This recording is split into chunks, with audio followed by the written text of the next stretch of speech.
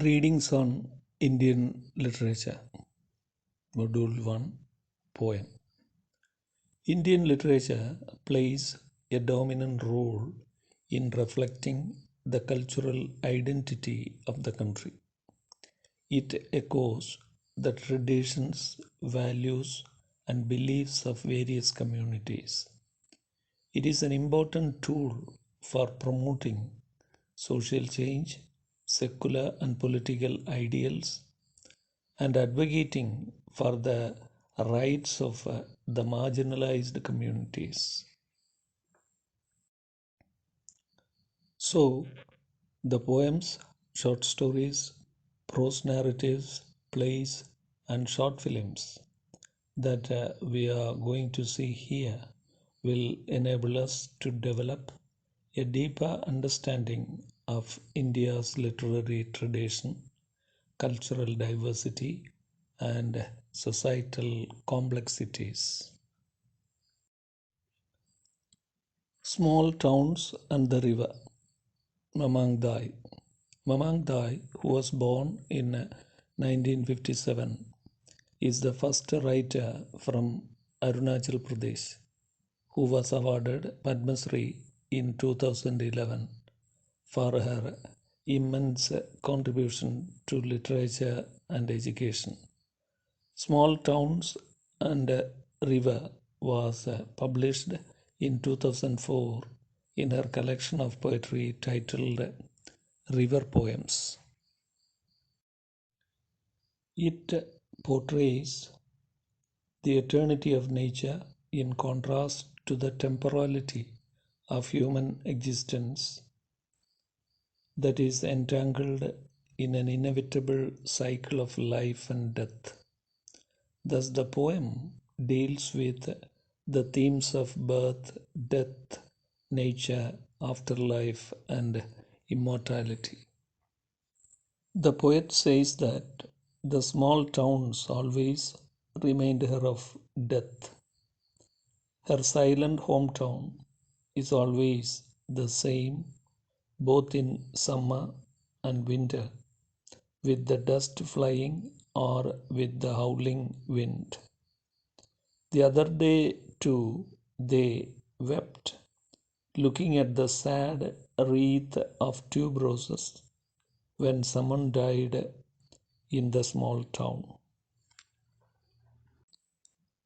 The poet is of the opinion that the river also has a soul like humans, and it holds its breath and seeks a land of fish and stars.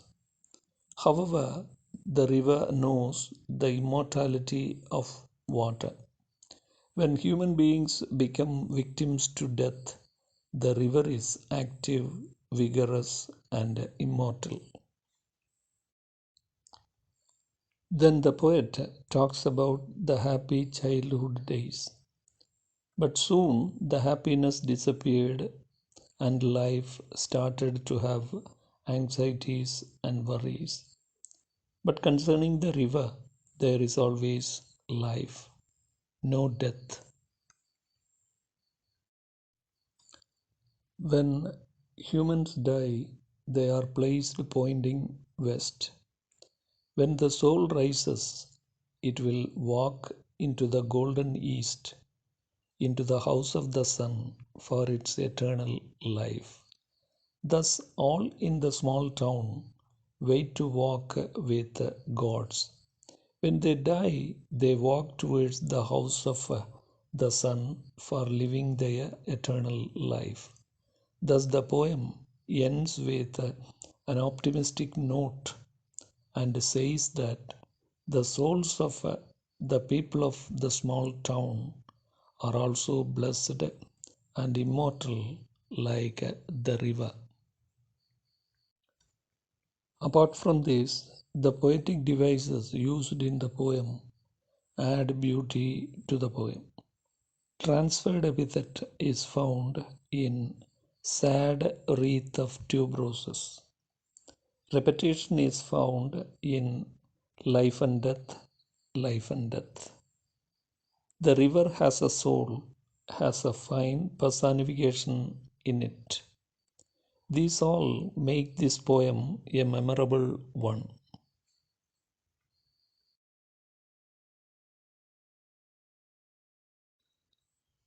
Dream, Midnight, Sridala Swami. Sridala Swami is a poet, essayist, photographer from Hyderabad. She was one of the jury of the Montreal International Poetry Prize in 2020. She has written four books for children, including Chinu's Gift and Sushila's Kolam. The poem Dream Midnight, that is included in her Run for the Shadows, describes the fragmented thoughts of a mother about her son who is going to be executed. Though a sense of fear and uncertainty haunts her, she hopes that her son will escape from drowning with the wings that she has given him. The maternal impulse runs deep throughout the poem. The hope of resurrection of the poem assures all a new world that is free from power and fear. The narrator of the poem is the mother of a 12-year-old boy. The mother doesn't know what her son did, but the pirates have decided to drown him. However, the boy has escaped and is sitting in front of the mother as if he has just come out of shower. But he is shivering. She should hide him and save him from the executioners. If the executioners capture the boy, they will make him walk the plank and walk off the edge like a fool with his head in the clouds. That means he will fall into the sea and will be drowned. However, the mother believes that if it happens, he can dream of flight, and perhaps that is enough to bring him out of the water. This shows her optimism. Moreover, her hope of resurrection is actually the hope of humanity for a new world free from power and fear. Condemning a 12-year-old boy for drowning is a barbaric act. Instead of living in a place like this, it's better leave this place by using the dream of flight, which is actually the wings that she has given him. Thus, the poem, which has a pessimistic beginning, ends with an optimistic note.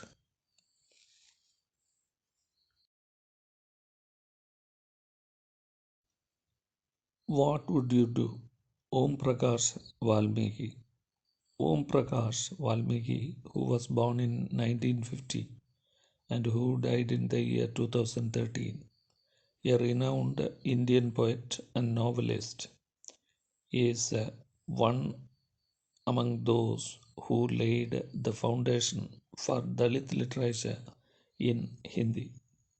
He belonged to Chohra community in Uttar Pradesh that was supposed to serve the upper class Tyagi Brahmins. So, the pain of social discrimination and inhuman exploitation that he experienced due to his Dalit identity can be seen in almost all his writings. Om Prakash Valmiki's What Would You Do focuses on the dehumanizing laws that are imposed upon Dalits by the upper caste.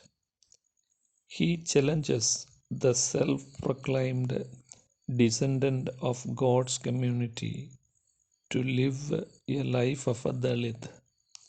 Thus, he spotlights the age old injustices that Dalits have experienced in the society in this poem. The question, "What would you do?" is repeated 8 times in the poem that contains 79 lines altogether. He lists all inhuman activities one by one and asks if it happens to them, what would they do then? The Dalits are thrown out of their village and not allowed to take water from the well. They are told to break stones in the burning afternoon. They were given only leftovers to eat. They are told to drag away the dead animals and carry away the filth of a whole family. They are given worn out clothes to wear. The poet asks if these happened to the upper caste, what they would do. The Dalits are not allowed to read books and they are kept away from the temple of learning. They are made to live in a hut of mud and straw. Sometimes they have to sleep in the knee deep water. They have to battle with hunger. They have to send their newly wed women to the landlord's mansion on the very first night of their marriage.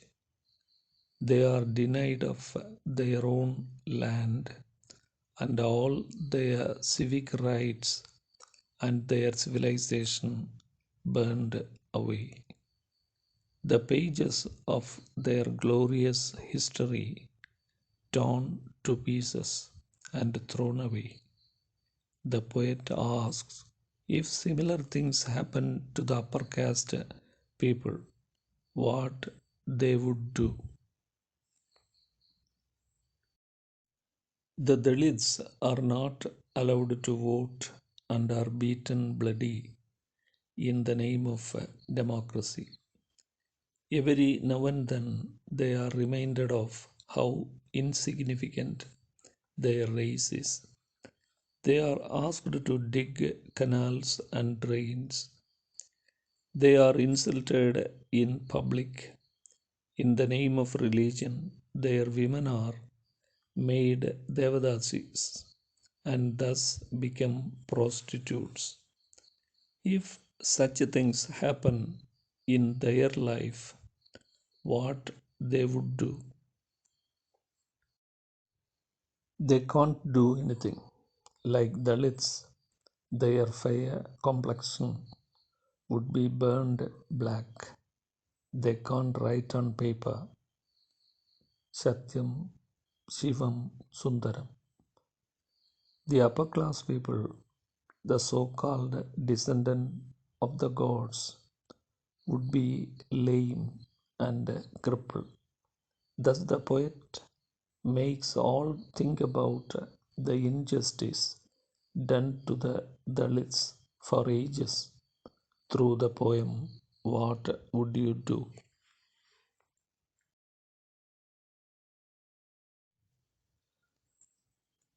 Munda and Kondh songs. Ganesh and Devy. Professor Ganesh N. Devy, who was born in 1950, is a scholar, cultural activist, and a recipient of numerous awards, including Sahitya Academy Award for his book After Amnesia. that was published in 1992. He was awarded Padma Shri in 2014 to recognize his work for the denotified and nomadic tribes and endangered languages. His Munda and Kondh songs reveal the rich oral literary heritage of Mundas and Kondhs tribes and their close association with nature. Mundas, who are also known as Horohon or Mura, live in Jharkhand, West Bengal, Madhya Pradesh, and Odisha. Their language is Mundari, a language that originates from Austro-Asiatic language family. A Munda song is sung on the birth of a son or daughter in a Munda family. The poem is addressing the mother and says, when the sun rose, a son was born, and when the moon rose, a daughter was born. On the birth of the sun, the cowshed was depleted, and on the birth of the daughter, the cowshed filled up. The preference for a girl child is visible among the Munda family. Instead of giving money to the groom at the time of marriage in Munda's family, cows are given as bride price. As girls bring additional income to the family, the Mundas prefer girls to boys. Kons are Adivasi tribal people who live in Andhra Pradesh, Chhattisgarh, Madhya Pradesh, Maharashtra, and Odisha. Kondh is their language. A Kondh song is sung usually after the death of a person. It is actually a request to the dead spirit not to trouble those who are alive in the family by its visits. As Khons believe in gods and in spirits, they offer many things along with a small baby fowl to the dead after 8 to 10 days of their death. As per their belief, the soul of a dead person will be reluctant to leave the home. So they perform a ritual to send the soul back to the place that it belongs to, where they sing the Kondh song. Thus, the Munda and Kondh songs give a clear picture about the rich oral literary heritage of the tribes and their close relationship with nature.